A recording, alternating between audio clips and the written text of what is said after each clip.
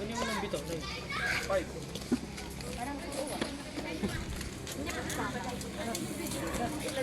Good evening po. 5 po.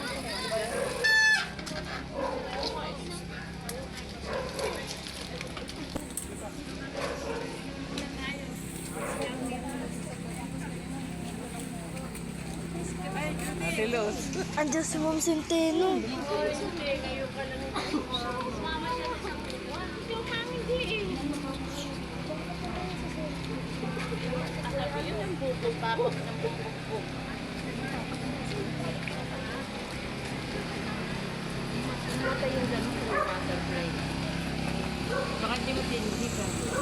Marami kong ganyan.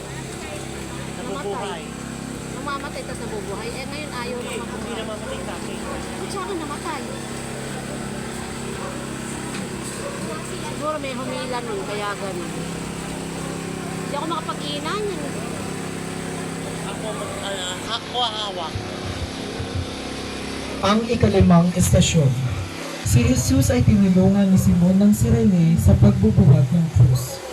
O Jesus, aming manunubo, sinasamba ka namin at pinapupurihan. Sapagkat sa iyong paghihirap at pagkamatay sa krus, tinamo mo ang aming kaligtasan.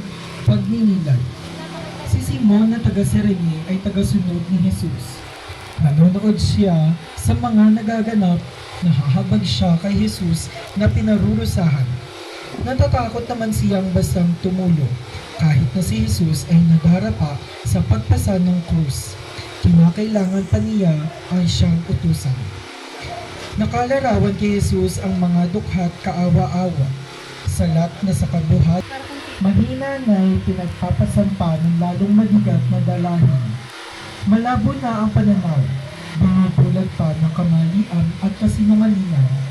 Wala ng tinig, ikinukulong pa. Hindi na makalaban, pinapatay pa. Ikaw ba ay magsasawalang tigo at manonood na lamang samantalang nagaganap ang pang-api, paninukil at pagsasamantala sa iyong kapwa?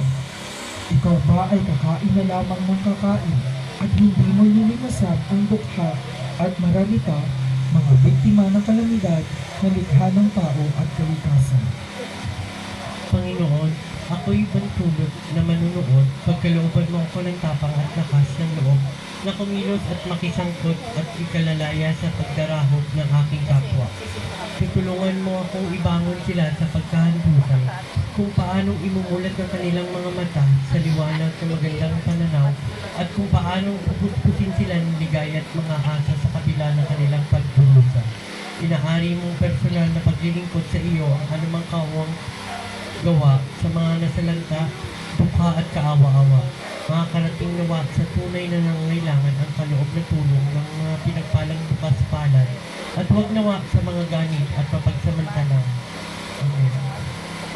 Ikalimang misteryo ng hapis, ang pagpapako at pagkamatay ni Kristo sa krus. Intensyon, ialay natin ang ating pagninilay at panalangin sa mga taong ayaw makisangkot at makiramay sa kapwa at lipunan na sana'y antigin ng Diyos ang kanilang kalooban. Isama rin natin ang mga kahilingan ni Judy Ortiz at pamilya na tinapatan ng ikalimang estasyon.